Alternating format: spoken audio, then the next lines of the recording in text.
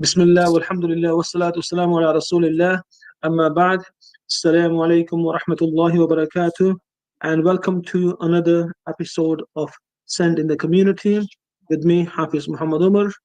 And if you tuned in last week, you will know that we started on a slightly new avenue in exploring opportunities for people with special education needs and disabilities regarding Umrah. This is the season where a lot of people, mashallah, around the world are traveling to the Haram Sharifain with the ambition to performing Umrah. And I often do wonder what it's like for people with special needs and disabilities when they want to go for Umrah. What are the opportunities? What are the challenges? What are the operators doing for them to ensure their journey is as fulfilling and as rewarding as everybody else's? How inclusive are they here in the UK before even getting to Saudi? And then what it's like once people get to Saudi Arabia, that journey from Jeddah to Mecca, and then Mecca to Medina, and Medina to either back home or Jeddah again or to Mecca. And last week we had a young man, Muhammad Raza Chaudhry, who mashallah spoke about his journey to Mecca many years ago at the age of 9 in 2004, and then again more recently in the last few years, and inshallah he'll be off again tomorrow. As you might remember, Raz has Down syndrome, tunnel vision, and also speech and language communication need. If you missed that show, please go onto our social media or our website, inspirefm.org, and listen back to that Understanding the Community show. And following on with that spirit and also enjoying life to the fullest and looking at ability rather than disability, today I am joined by Brother Lukeman Zahid. Assalamu alaikum, Brother Lukeman.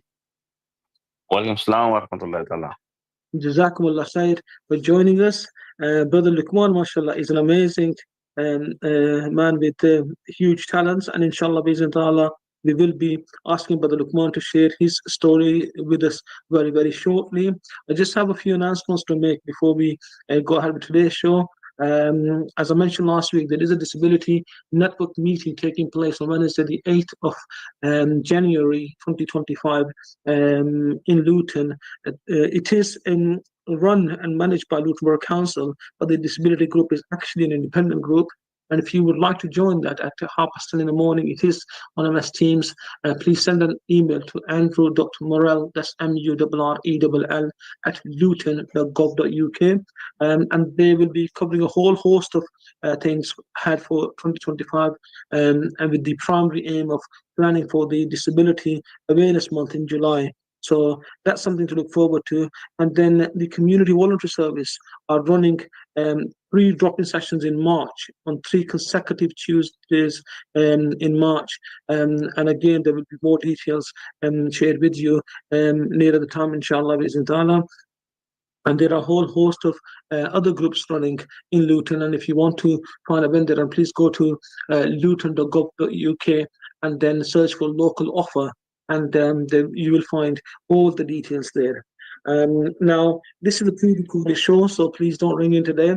And I'm speaking to Brother Lukeman, and part of the reason we are pre-recording is whilst this will be played on Wednesday from 7 till 8, inshallah, I will probably be on my way to Heathrow Airport to drop off my brothers, including Raz, who is going for Umrah tomorrow, inshallah. So, Brother Lukeman, welcome once again, and I appreciate your time. I think you're on mute at the moment. If you could just take that mute off, please, so we could hear you. So, Brother Lukeman, tell us a bit about yourself, please, about early life, where were you born, what was childhood like for you? I am born in Kotli Kashmir, village Danna, and I studied the local school, and then I went to the Tahsil school. Like, it's Tahsil by that time, it was just a city. Yeah. And then I went to Mirpur for higher study, like graduation. And during the graduation, I had an accident on the bike. I was on a motorbike, and I got hit from the back. This car failed the brakes, and hit me twice, and I fall on the road, and then become paralyzed. So not able to walk at all. Paraplegia, wheelchair bound since then.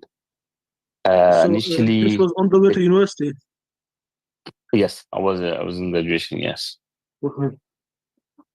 Yeah. in Mirpur. I was studying in Mirpur, and Right. so the 2 weeks stayed in hospital in Islamabad. It was Mm-hmm. complex, big hospital that time in Mm-hmm. Islamabad. That then I traveled after 2 weeks, traveled to the UK and come to Watford, Right. where I live now, Watford, and stayed in Mm-hmm. hospital. Then we taken from here to the special hospital, which is specifically designed for the people with the spinal cord injury, which is Mm-hmm. Pinderfield in Yorkshire, West Yorkshire. Yes, yeah, in Wakefield, yeah. Yeah, Wakefield, that's right. Yeah, Yep. that's Yep. the one.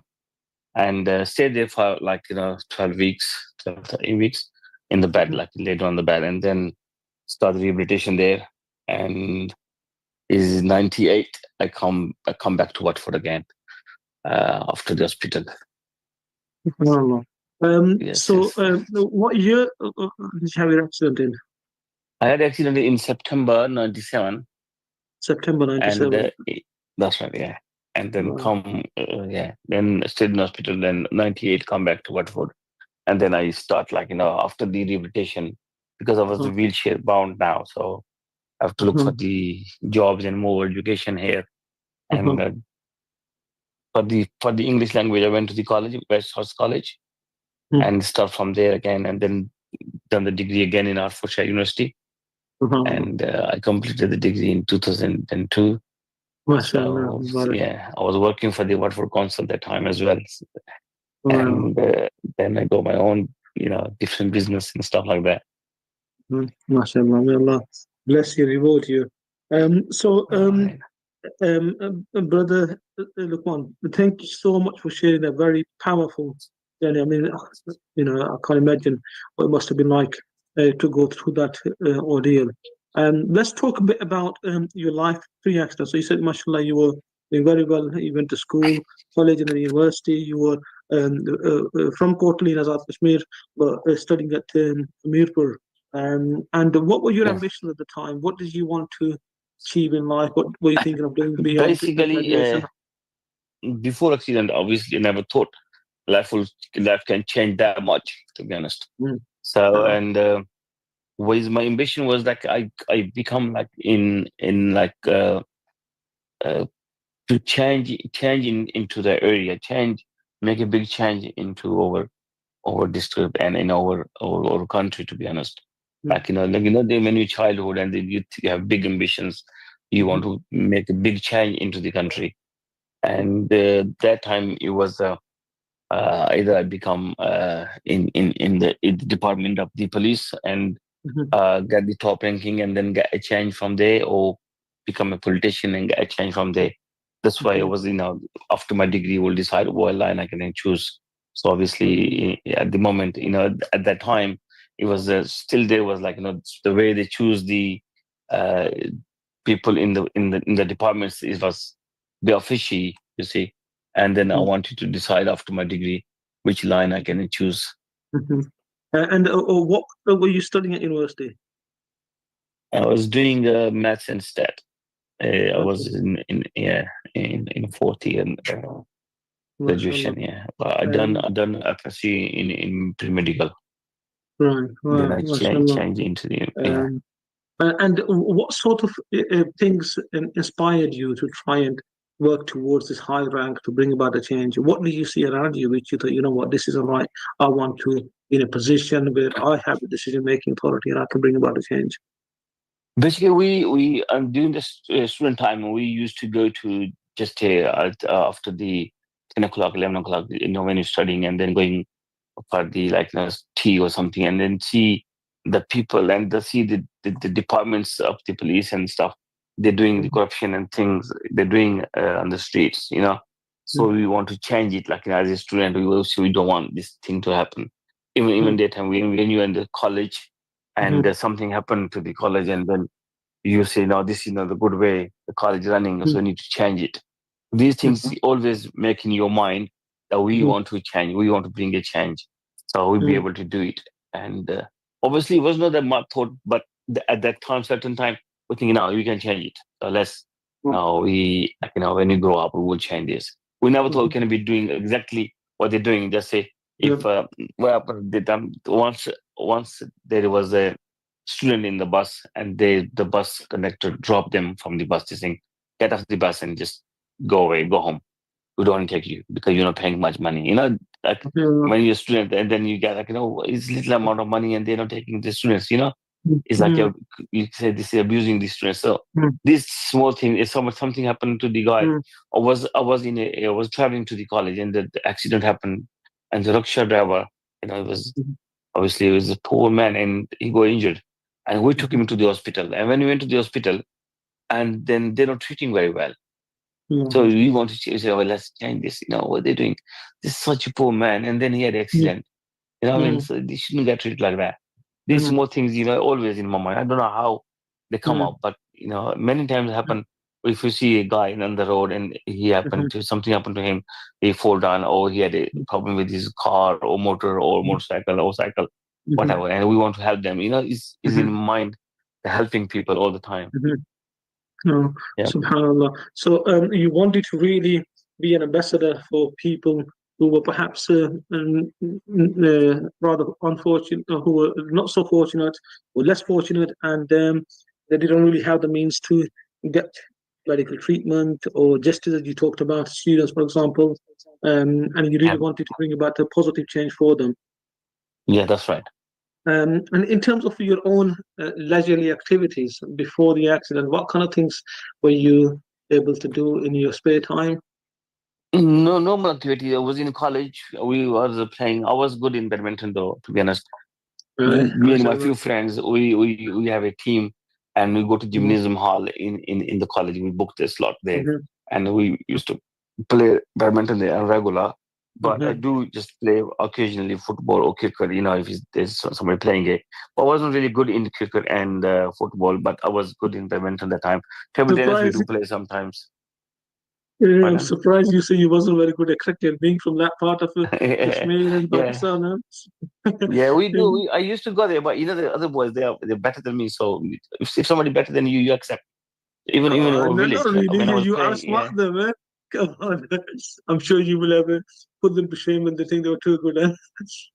Huh? I remember once I was playing with my cousins, and I was like, I was bowling and a full toss, full toss, and every Yes. full toss he do the four runs or chokka Yeah. chakka, you know what I mean? So Yeah. all these six is going on. I'm not gonna play that. Look, I'm trying to throw it direct into the wickets. You know what I mean? Yes. That's my like a full toss go direct into the wickets. Obviously, he was playing very well, so Yeah. he just goes sixes all the time. So the bowling was that, and just fielding, and sometimes just get like few scores, but I wasn't really good in it. I wanted to be Yeah. good, but obviously you can't be good in everything. You No, can no, you no, no, really? no. No, Yeah, that's the I'll thing. share a small bowling secret with you. In that kind of situation, when you can only bowl full toss, it's usually best to put a few players out on the boundary because as a batsman, Mm, it's not very easy to hit every ball yes, for a six. So they're trying to yeah, do that's right. that. Yeah, Chances are they might hit one or two, then they might get out. catch. So Yeah, yeah, that's all. oh, Yeah, no, I realized later. so, I realized this later on this week. But the thing is, it was not at that time. It didn't work with me because I was thinking, actually, I can drag it into the wickets and blow all uh, the wickets. So. yeah. Mm. Subhanallah. So you prefer playing badminton? Were you playing singles, doubles, badminton? Badminton. Badminton, I was really good in it because we have a team and to use to play like and good level as well, and it goes a lot from the in the college of main hall Uh, gymnasium, they call it gymnastic hall, they used to play there. Subhanallah. And then this motorbike, um, was that your first bike? Did you have a bike before that? How long had you been riding for? I had a bike before. This was the newly out bike from this was belonged to one of my teacher, and Right. basically I also teach him how to drive a bike, to be honest. And what Uh-huh. happened, I was going to find out the result of a friend of mine, and Right. they just with I have another friend of mine sitting back, so we So just it was went. I two was people on the went to bike. the educational board. Pardon? We two, yeah, So, two people. yeah, Yeah. right. Right. And were you wearing helmets at all? Other protective gear? No, no, there was not No. a hammer that time. It was not this that time, to be honest. No. Okay. Obviously, safety it was not that much in South Kashmir that time, and we just passed like into the main road, and the guy from the back he was coming very fast. and he hit once, and I was just got control because his brake wasn't failed. Somehow he hit again, which I fought, and the guy was back on my back seat. He was more injured than me. Like if you see him, he go bleeding and everything, but I wasn't bleeding, nothing broken, nothing like. In general, I looks fine because yeah, his back has broken the spinal cord. It's called level yeah, T12. Is broken, and it was very much painful. Believe me, that time it yeah, was unbearable, and there was unconscious again a few times uh, during the travel to the hospital. mm, I don't know what's going on. I was in laying down on the back seat, so I mhm. don't know how I managed it. Yeah. Right. And the driver of the other car, the stop, I imagine if his brakes had failed, he would have somehow managed to stop the car at some point. Yes, left the car and run away because that probably you go scared that they're gonna hit Uh, me or something, or some other people uh, can hit me or you did, and he just run disappear. And then later I go, lots of my class fellows mates. At that time I had really good friendship because mhm, I, almost what 30, 40 students, they are a good friend of mine, and we are there together. They come to the hospital straight away, and they all want to find him. And then they did find him later on, like a mhm, few days, but we can't do much about it. He was driver of the he mm, was driving someone's car. Somebody was right, in from the Dina, and he was driving his car. So he was right, just a driver. So can't put him fine. We just make him realize you shouldn't do it, but we mm, can't. Obviously, no point beating him up or no point. mm. No, we didn't do nothing much with him. And were the And police I able to was take in. any action against him? And police do want to take action because they, after 3 4 days, when I was in a complex, it was in Islamabad, and they called me. They asked me what to do with it, and to be honest, I knew that time it's going to be for me permanent life matter. And Mm, I did purposely. I made just forgive him, just let him go. Subhanallah, So yeah, Subhanallah. people That's do a asking that big, time. big thing. Yeah. Yeah, put him fine or get or car out of him or do something, because I had a big loss already. So to be Mm. honest, I was more closer to Allah Subhanahu wa Taala at that time, and I wanted to just forgive him. SubhanAllah, may Allah reward you for that. What a truly inspirational story there. Listeners, if you have just tuned in, you're listening to Send in the Community Show with me, Hafiz Muhammad Umar. And in today's show, I have Brother Lukeman Zahid with me. He's, mashallah, an advocate for those who are wheelchair users. I met Brother Lukeman a couple of weeks ago at the Aghosh charity dinner for Gaza in Luton. And I was, subhanAllah, very inspired by how independent Brother Lukeman likes to be as independent as possible. And as you just heard there, he shared a very moving story with us of his personal journey and life and what it was like before this life-changing accident, and how, mashallah, Allah gave him more strength since, mentally, spiritually, Mhm. to be able to not just go through that, but to be able to forgive the very person who caused the accident. It's an amazing, amazing thing to do. We know the reward for forgiveness is absolutely amazing. And subhanallah, Brother Luqman has been able to share that with us. And he also talked about his ambitions in life before the accident. And we are going to talk a little bit more about how the treatment process began. So you were at Islamabad hospital for 2 weeks, did you say, following the Yes, accident? Mm. yes, stayed there Uh, 2 week because I was married 9 months ago, my before my accident. And what right, happened? okay. Yeah, the family will come back after 6 months. They come back to UK, Mm. and Right. they come back again. My wife did come back again to the Islamabad, Process. and Yeah. we processed for the treatment in the UK. I Right. got Mm. visa, which is medical visa in for the UK for 6 months Right. in a few days. But we still stayed because of the we want to arrange a stretcher on the aeroplane. Like we Mm-hmm. can't fly just like on the Yeah. seats. So they took they removed the few seats from the plane and then make a stretcher there, bed there, and then so I had to lay SubhanAllah. down on the bed. So probably there was, I think they moved it to 6 seats from the business class, so to make SubhanAllah. me travel comfortably. Yeah. And So, when I yes, sure, go yeah, ahead. yeah, when I arrived in the airport here, then the ambulance come to the to the aeroplane, and then they done the immigration in the plane, and then transfer to the ambulance and straight to the hospital. Uh-huh. So was this PIA? Was it British Airways that you flew with The from Pakistan? PAA, he was PIA. PAA, with PAA. Subhanallah, how accommodating they were. So, just so that if Allah forbid anybody else is in that kind of situation, we're talking about some 27 years ago, September 1997. So That's that right. Yeah, that's right. That's was right. that he Yeah, had his accident in the airport, transferred to Islamabad, and from there he was able to get a visa on medical grounds because he had already been married for and about 6 months. You said 9 months before that. 9 months That was before. Yeah, before that you got married, and then your family from the UK I were married able in to go. December '96. So, Subhanallah. yeah. And so your family from the UK were able to go and get your visa fast tracked based on medical grounds and get you over to the Yes, UK. And that's right. Pakistan International Airlines were able to accommodate your need for a stretcher by removing some seats from the plane in the business class to be able to get the stretcher in and get you to the UK. And upon arrival here, you said that you were taken straight to the hospital and for your and your treatment to continue. Was that at Watford General initially?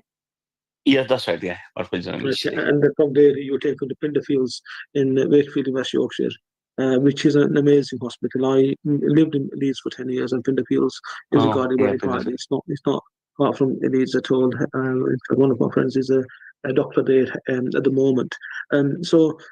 Subhanallah, straight to the hospital. And how long were you at Pinderfields Hospital for? about 3 months, almost 3 months. Were you there for 3 months? It's the 14th of And October. I was in Watford, and then 28th, 9th of October, I went to Pinderfield, and then November, December, in January, I moved back here, Watford. Subhanallah. And how did the treatment here compare with the treatment you were getting in Pakistan? Basically, there was not much treatment for the spinal cord. Mm, Initially, they have to flat on the bed for 3 months to right. get the bones on the place, Mm, or they can do the operation, which they can do it straight away, but it can take 6 weeks to get back sitting. But they can't make you walk with any kind of treatment with spinal. When you have spinal cord damage, you not be able to walk. Even nowadays, is still doing lots of research on it, and then it's still not like they don't find out exactly how they can make you walk. It's mm, quite a huge budget because after accident, I went to the New York, New Jersey, and other states for the treatment. I went to all Subhanallah. Europe in 2000, so find out. So Mhm. the first 2 3 years, I went everywhere in the world. Brazil, I went, Subhanallah. and again Pakistan, and all that. There was no Mhm, such a treatment. Yes. mhm, So until now, they still don't have a spinal cord treatment.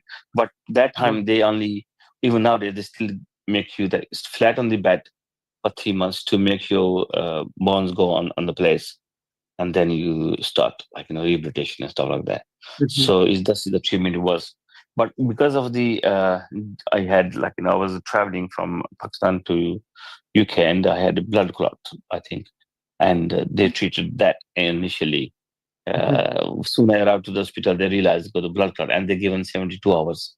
Maybe if blood clot go to the heart, and then it just mhm, go. And then my old relatives come from Wakefield, my brother, sisters, all the people, other people from Nottingham. They come to mhm. see me, this guy probably. And yeah, one of my uncle here, my nana here, in Watford. My uncle is passed away. May Allah bless him. He's Right. Mama Yusuf. He's Mhm, he come to me and ask me, we do dua, daru, everything. Don't worry, don't panic. This is mhm, so you sort it out. Don't worry. mhm, It was big, big hope. When mhm, you come people, when they talk, mhm, they give big hope. Yeah. mhm, So my cousins, my Masir, my brother-in-law, all mhm, people, mhm. they really looked after me very well in Right. hospital. Subhanallah. May Allah reward them all. Um, I this mean, is, I mean. yeah, and mashallah, Jazakallah khair, Brother Lukeman. This program will continue after the break. Continue listening to Inspire FM. Inspire FM. Inspire 105.1 FM.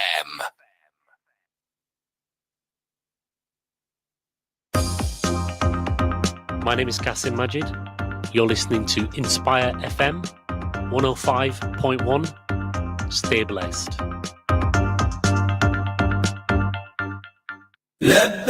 Embark on a sacred journey with Halima Limited, your trusted local agent in Bury Park with 15 plus years of experience. Exclusive Hajj and Umrah packages for Pakistani passport holders start at just £7,900. Partnered with Saudi Hajj Company, we ensure a smooth, comfortable and spiritually fulfilling experience under the guidance of Sheikh Zubair Akbar. We handle all the details, including your Nusuk Hajj application, so you can focus on your devotion. Book today. Call 01582 343 075 or visit www.halima.co.uk. Attention all electricians, builders and DIY enthusiasts. Capital Electrical Wholesalers are now open in Luton. It's a fully stocked branch with experienced staff on hand to help with all your electrical needs. With branches also in Greenford, Tottenham, Richmond and Ashton. Capital Electrical Wholesalers only stock the biggest names, including JCC, Saxby, Knightsbridge, Hamilton, MK, Wilex, Hager, Aco Smoke Alarms and many more. That's Capital Electrical at Unit M, Kingsway Industrial Estate. Call 01582 801122. वेस्टबोर्न pharmacy हफ्ते के 7 दिन सुबह 9 बजे से लेकर रात 9 बजे तक खुली रहती है। हमारी सर्विसेज में शामिल हैं travel vaccinations, stop smoking, diabetes check, बच्चों की ग़िज़ा और बहुत कुछ। लुटन और डंस्टेबल में फ्री प्रिस्क्रिप्शन, पिकअप और डिलीवरी सर्विसेज भी की जाती है। इसके अलावा आप मेडिसिन के इस्तेमाल के लिए फ्री मशवरा भी ले सकते हैं। वेस्टबोर्न pharmacy 198 B Dunstable Road, Luton, corner of Westbourne Road. Telephone 01582 419 432. Food Bank Energy Saving Tip. Switch off or unplug any appliances you don't need on. Appliances that have a standby light or are hot to touch when they're plugged in are using energy just by being plugged in. So next time you leave the house in the morning, take your TV plugs out of the wall and make sure every switch which isn't 100% necessary is turned off. Turning off lights and switching appliances on standby when not in use can save £851 a year on energy bills. Inspire FM Spectacular Winter Fair is back. Children on free school meals can enjoy fun fair rides, hot healthy meals and fun activities all completely free. Join us from Saturday 21st to Monday 23rd December at St. George's Square and Toko Youth Space. Register your child's spot at bit.ly/Inspire FM Winter Fair. Brought to you by Inspire FM in partnership with Active Luton and Toko Youth Space. Assalamu alaikum. Since 1994, Families Relief has been providing aid to the neediest. Donate your zakat, sadaqah or lillah to help the people struggling in Gaza, Lebanon, Sudan and Yemen with food, water and medical aid. Your support makes a huge difference. Donate now. Call Families Relief at 0114 365 4454 or visit familiesrelief.org.uk. Families Relief, serving the needy. Did you know that it is obligatory on every Muslim to love Rasulullah sallallahu alaihi wasallam? The sign of love for him is to adopt his way of life and always remember him.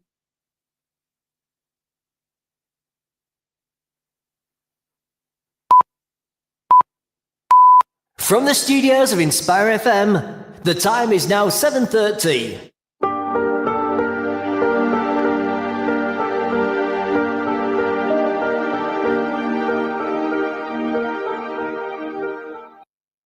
Bismillah, walhamdulillah, wassalatu wassalamu ala rasulillah, amma ba'd.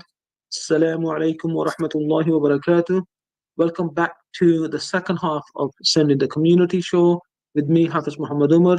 And in today's show, I am joined by Brother Lukeman Zahid, who is, mashallah, an advocate for people with physical disabilities. Brother Brother Lukeman Zahid spoke very courageously about his personal journey, what life was like before his life-changing accident in Pakistan some 27 years ago, and how, mashallah, he's been able to get the treatment, etc. We discussed that in length in the first half of the show. If you missed that, please feel free to go back after the show via our website and you can rewind it. For anybody who wants to learn more about what it's like to be able to go through something as life-changing as that. I think Brother Luqman is a huge inspiration.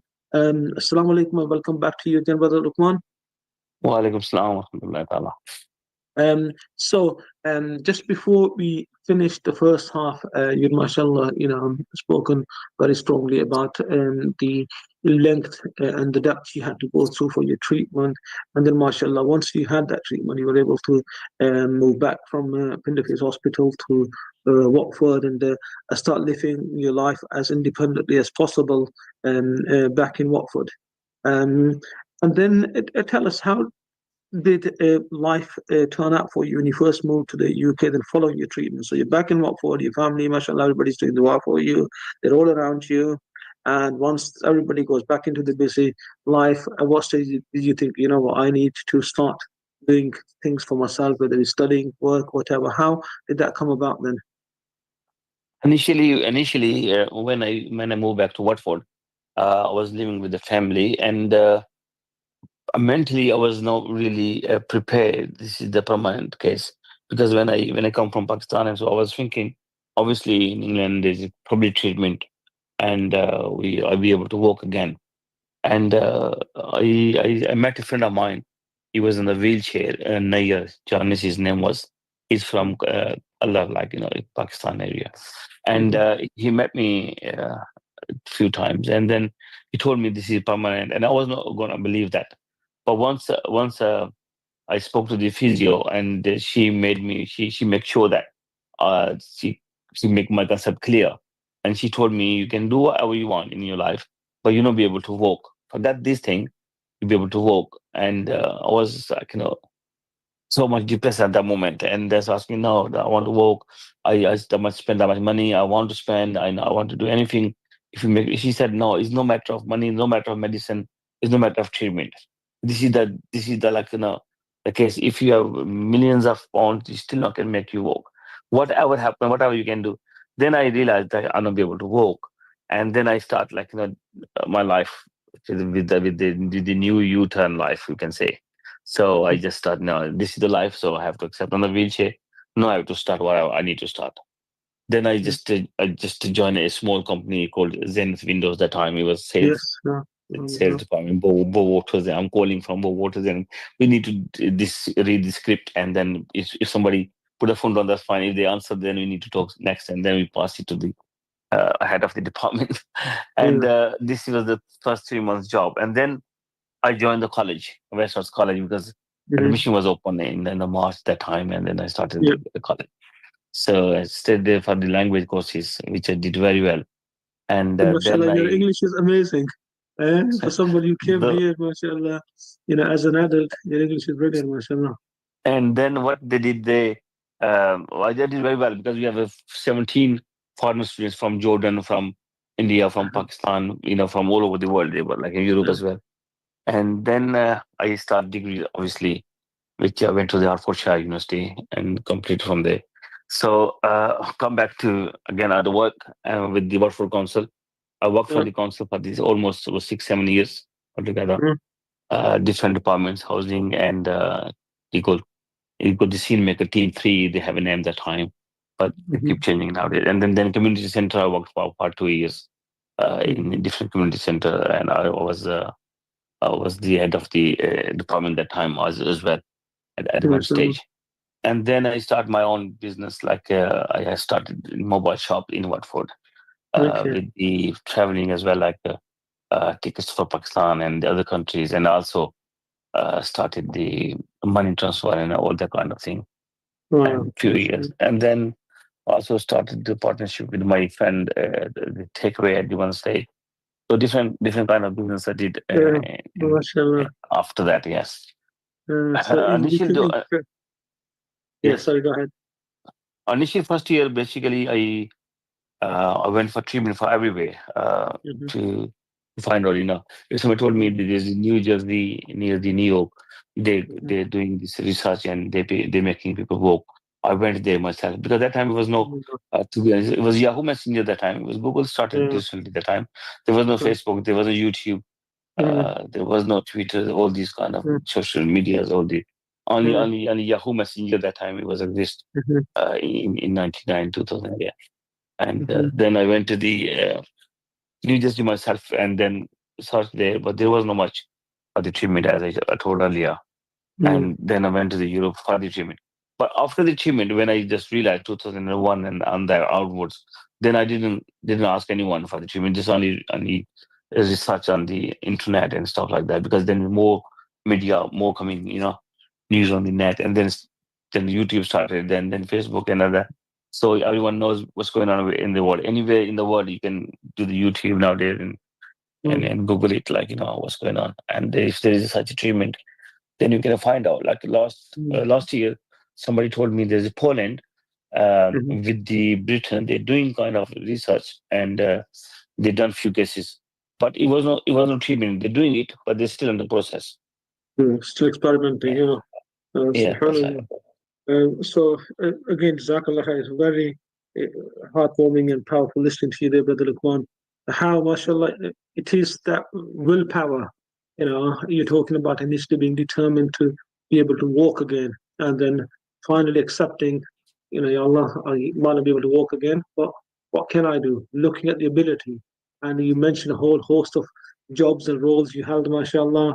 And it's amazing how Allah Ta'ala has framed our minds, and once our mindset is right, we can really try and get as far as we possibly can without any barriers. And here, physical disability is one barrier, but that's not stopping you from being who you are.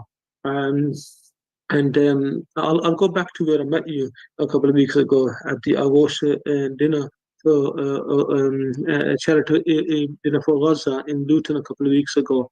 Have you been involved with Aghosh or any other charitable organization in any official sort of like roles at all, or do you just help out wherever? With the Aghosh UK, I am one of the trustee. We are four trustee at the moment, but they're going to increase more trustee anyway. But initially we had a meeting, the Raja Famkhani and Dr. Riaz and Adil Riyad, all the Yes. and we are the members that we started in the beginning, mainly Adil Riaz, Dr. Riaz, and his father Dr. Riaz, and Famkhani, Raja Famkhani was initially they planned it, but become a first trustee as well. First when they started the first three trustee, which is a friend of mine is Friduddin Lodi from the Stoke-on-Trent. Okay. And yes, it was Nasir in the beginning as well. So he started as well. Dr. Usama Ayu from Watford and myself. So we are five, six people in the beginning team. And I joined in the beginning. Soon they started, and then I joined Aghosh UK. As I told you, I always had a dream to helping people, even before my accident. Yes. And so this is the part of that. And before that, in 2004, I was gonna start a charity myself, and then I went to Pakistan, and then earthquake happened in the May. Yes. In 2005, Yes. and then there's lots of charity come, there's thousands of charity come out on the TV sector, and so then I thought, there's lots of charity already anyway, just help one of them. Then I just start helping different charities at this different stage. Charity from Nottingham, I helped them as well. Lots of charities which I was going there for the charity appeal on the TV as well in 2005, 6, and so I stopped that one, and then I went to because of the earthquake happened, and I went again Pakistan, and I wrote a small book on the earthquake. Yeah, it's like about the earthquake, how happened and what happened, all the kind of is in Urdu small book in 2006 it published. And yeah, and so helping people from there. So I have lots of people in contact with me from they are injured by the earthquake from Muzaffarabad, and the Balakot, the area as well. And I was going to launch there like 1,000 wheelchair for them. And because of the different charities doing it, so I helped them to carry on this project. And lots of charities are now doing, alhamdulillah, they're good. I was, yeah. And officially, I joined this one in Aghosh UK very in the beginning when they started it. Right. And when did they start this charity, Aghosh UK? In 2019. 2019, subhanAllah. Yeah. He was not old.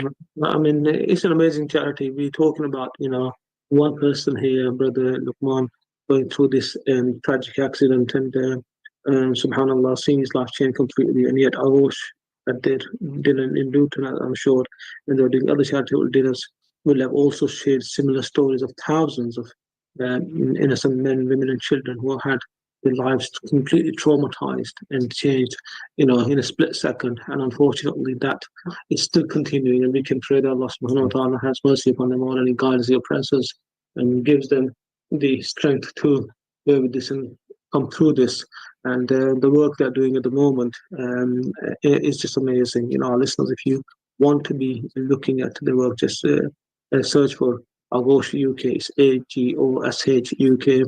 You can use any search engine that take you to the website, and there are lots of details about the hard work they are doing in supporting the most vulnerable and most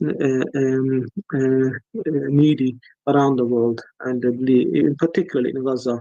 And Allah subhanahu wa ta'ala reward them all for that.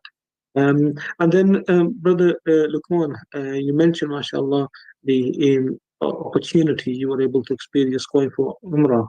When did the idea for visiting Haram Sharif initially come to your mind? Basically, I was in after, when after the treatment, I figured out there's no kind of work. Then I stopped the traveling just for the treatment, and then I start my own things that they say in my mind. I had a plan in 2007. I want to go for Umrah, and in 2008, Allah Subhanahu wa Taala given me the opportunity to travel with my cousins, Shabir Bhai and his missus, and we went there for the Umrah. That time it was no online much things to book for me, but we went there and then we booked a hotel there. First night we stayed a very close hotel. Is Tawhid. It was well expensive, but yes. we moved to Sorry, but before going that far, let's go right back, because a lot of our listeners listening to you will think, what if they're in a wheelchair?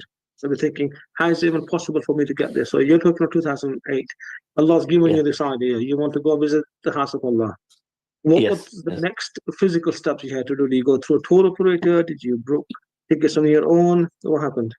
No, we basically called few of the agents. There were few groups going, and then they not offered me that much for the wheelchair, to be honest. Right. And my cousin, he went there. Shabir name is. He went there a few times, and he said, "I take you with me." Right. And I asked him, "No, it's going to be difficult." This and that. He said, "No, it's okay. It's fine. Go with me, and we see." And the first day we went there, and then first night we just go there and book the hotel there on the spot. And so, time, traveling from here, so you were able to get to the airport with family on a taxi. How did you get to it? Yes. My family member dropped me with the other family. Three of us traveled together. And then transferring from a wheelchair to a plane seat, was that difficult, easy? To be honest, because I didn't mention that, because I'm traveling a lot on the aeroplane in Europe and in Pakistan, and every 6 months to the Pakistan and like that. So that's why I didn't mention. Yes, basically go to the wheelchair and then go to the when you check in and mention them I'm on the wheelchair, and then they ask me, "Oh, you can transfer now on over chair," and then we do your wheelchair into the cupboard. I say no. I take my wheelchair in the cupboard, in the plan, above the cupboard, because this wheelchair is quite compatible. So I can afford to move the wheels away, make it smart. So it goes into the, where the cupboard is inside the plan. And I met the helper on the gate of the airport, on the plan. Didn't transfer at the checkout point. I would transfer to the aisle chair. The aeroplane, they call sky chair as well. Yeah. That chair I transfer in the plan, and then they move to the seat. I already booked the closer seat that time, and before that we done this. Before we go to the plan, we change our dress and before getting into the plane. Put the helm on, and then sit on the chair, then transfer to the seat, and on the Mukaf, they remind us the aeroplane. They announce, do the need and dua and stuff. So this would have been Saudi Airlines. Yes, Saudi Airlines, yeah. I was Okay. doing dua a lot, and I was so much excited. Believe me, that feeling was amazing. It's like I can't even explain you on the phone. Like it was amazing, believe me. And I was looking forward to see. And when we went to the Jeddah, and then I was waiting for how I can get there, and I didn't bother how I'm going there. There was a small taxi there, and then we transferred into it was car basically, and we transferred into there. Three people put my wheelchair in the booth, and then come to the Betullah. When we entered the place, when they were on the road, the driver said, "This is the point. Only Muslim can go after this point." And I see the point, and there was mountains around the area. I was feeling like Nabi Sallallahu Alaihi Wasallam was walking the area. Probably went there, and it was so much excitement. I went there when I see the Betullah, black big gulaf, I start Yes. crying. It was it was completely different feeling. It's tear in my eyes. I don't know what to do much. And this subhanallah, it was so amazing.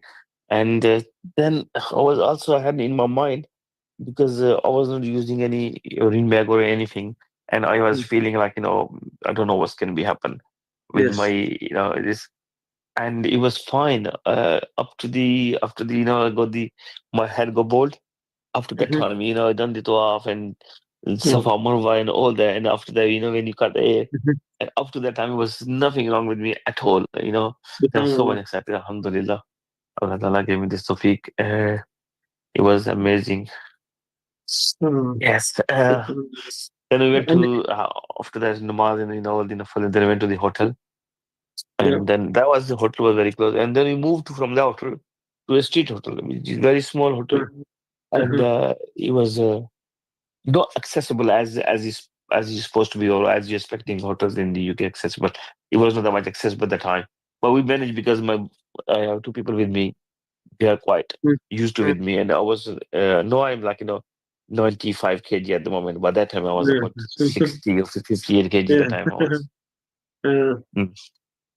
and So so they're in able to those help days, me. you would have been able to take your wheelchair right next to the Kaaba, Yes, yeah. And I did kiss the the black uh, stone as well. yeah, it's That's good. amazing. Actually, as for when I kiss it, I mean, I was, it was, I don't know how, I just thought I can do it this time, yeah. And somebody pushed me and SubhanAllah. guide was there. And SubhanAllah. this is happened like, a few times. Because, Yeah. next day we went again, come for the tawaf, just to go for the Yeah. tawaf. And next day SubhanAllah. again for tawaf, yeah. And Yeah. so whenever we go for tawaf, and I just say, I want to, touch the Hijr Aswad, inshallah. And then you just get a chance straight away there. And I want Yeah. to do the Nafil on Imam Ibrahim. Believe me, Yeah. it was rushed, but suddenly, yes, don't know how it happened. This I just Yeah. find the place empty. I find the Yeah. place empty. And similar happened with Riyaz Jannah when I go to Yeah. the Medina Bagh, yeah. Yeah. And the same feeling is there when I say, Assalamu alaikum, Ya Rasulullah. When you are there, you're talking to, what I mean? That was Yeah. amazing, yeah. After the Yeah. Riyaz Jannah, they're saying, oh, they're giving instructions, move this way, turn left, turn right, And there was it was written down as Salatu Wassalamu alayka ya Yeah. Rasul. And then SubhanAllah. when you say, uh, and when I went out from there, and then the guy was Bengali guy, he was doing dua. And he made me cry with the dua. He was amazing guy he SubhanAllah. was. And SubhanAllah. this is the thing, yeah. Yeah, and that is just amazing. So, Brother Lukeman, thank you so much for sharing that with us. Listeners, if you're just tuned in, you're listening to Send in the Community Show with me, Hafiz Muhammad Umar, and today I have Brother Lukeman Zahid with me, who is, mashallah, an amazing brother. He shared his personal journey with us. Brother Lukeman is a wheelchair user. He had a life-changing accident in Pakistan back in 1997, and he's talked in detail about how he's been able to um, transform his mindset from the aftermath of the accident and to living a very successful life as a professional businessman, as well as talking about his Umrah journey there. And you're talking about 2008, Brother Luqman. Just for our listeners, to clarify, things have changed a lot around Haram Sharif, especially since COVID. So wheelchair users are still able to do the Umrah, Tawaf and Sa'i in Makkah, but they're not allowed on the actual base of the masjid, so they can't really get to the Kaaba on a wheelchair at the moment.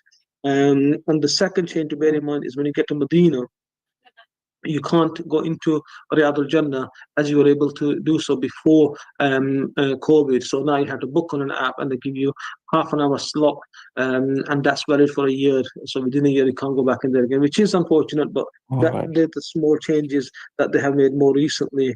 I, alhamdulillah, went, the last one was in February this year. One of my aunties I took with me, and here she struggles to walk.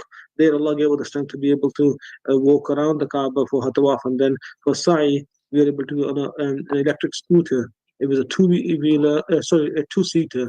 But I understand that they've changed that now, so they've got like these buggies up to 8 people that could sit on them, and you can go around and do your tawaf in them and you're signing them as well. They're also in the process of setting up cable cars around Ghar al-Hira in Mecca. So if you want to go to Mount Hira, you'd be able to get to the top despite your disability.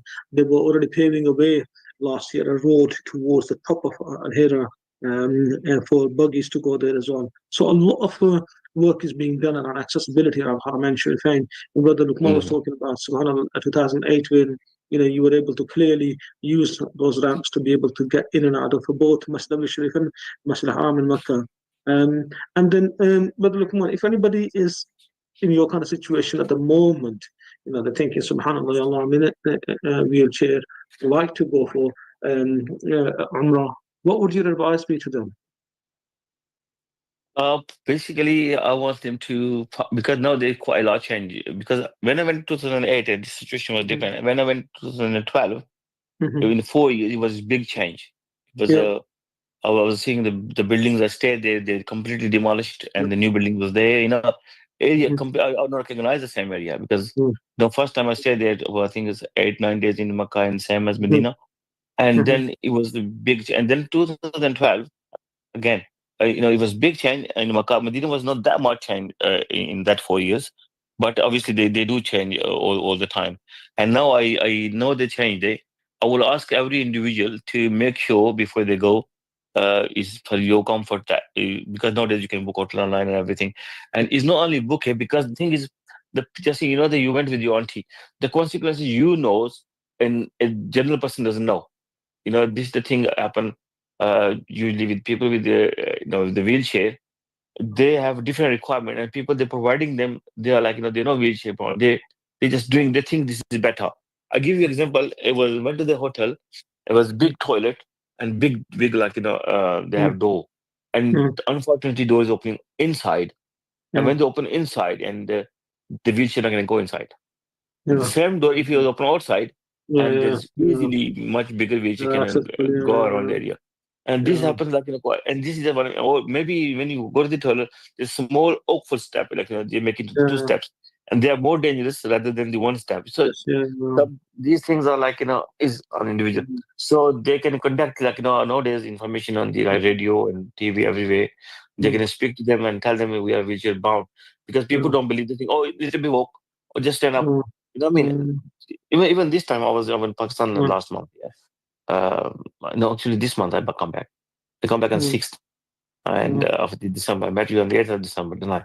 So 6th of December, I come back, and in the Heathrow airport, and the guy was there and asking, "Can you move a little bit to the door?" See, you need to try to understand. I wasn't. If I be able to do, why not do then? You see, other people, because normal elderly people, they have different disability. They can walk few steps, but they can't stand longer. They can't walk longer. That's different. And every individual have different issues with the disability. And Absolutely. people like me, Paisak, he went to the Umrah and spoke to him, and he done lots of preparation before you go. So depend on your disability, and then depend on your source of information. Absolutely, and you got to prepare ahead. Brother Lukeman, we are running out of time. Appreciate your time so much, especially the courage you have shown in sharing your such a powerful story so passionately with us all. May Allah subhanahu wa ta'ala give you the strength to carry on with what you're doing, and give you utmost reward for inspiring other people as well.